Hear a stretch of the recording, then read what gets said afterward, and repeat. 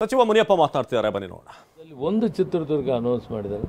ಬಹುತೇಕ ಇಲ್ಲಿ 7 ಸಾರಿ 8 ಸಾರಿ ಕೊಟ್ಟಾಗ ಕೂಡ ಲೆಫ್ಟ್ನವರೇ ಗೆದ್ದಿದ್ದೇವೆ, ಗೆಲ್ಲಿಲ್ಲ ಅಂತಿಲ್ಲ.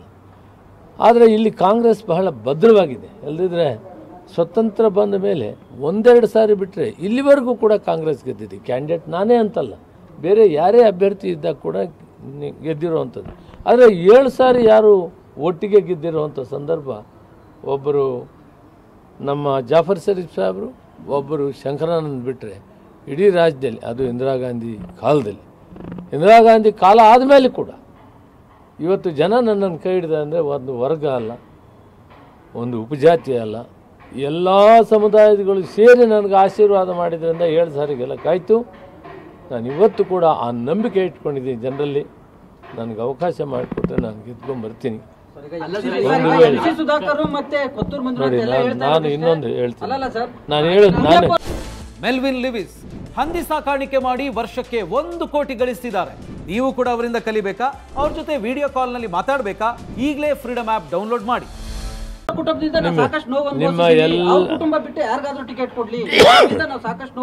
ಅವ್ರ ಅಭಿಪ್ರಾಯಗಳಿಗೆ ಯಾರಿಗೂ ಉತ್ತರ ಕೊಡೋದಿಲ್ಲ.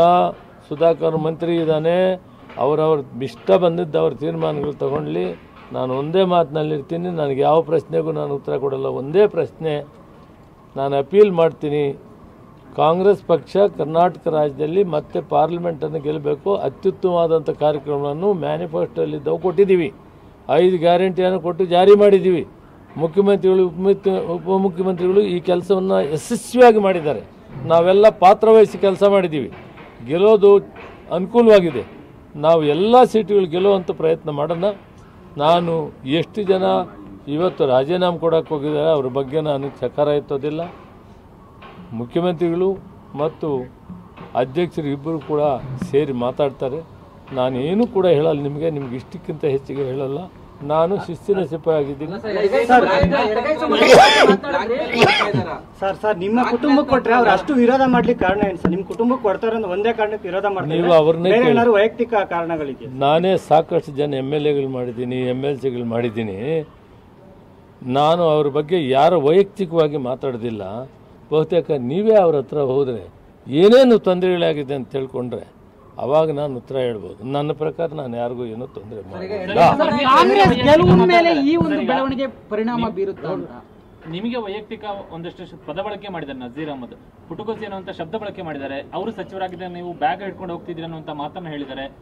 ನಾನು ಯಾವುದಕ್ಕೂ ಉತ್ತರ ಕೊಡೋದಿಲ್ಲ. ನಾನು ಕೆಳಮಟ್ಟಕ್ಕೆ ನಿಂತು ಅವ್ರಿಗೆ ಉತ್ತರ ಕೊಡೋ ಮಟ್ಟಕ್ಕೆ ಹೋಗಲ್ಲ. ರಾಷ್ಟ್ರ ಮಟ್ಟದಲ್ಲಿ ರಾಜಕೀಯ ಮಾಡಿದ್ದೀನಿ.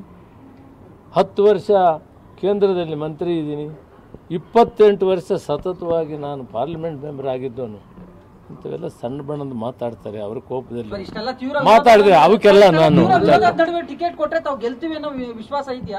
100 ಗೆಲ್ತೇನೆ.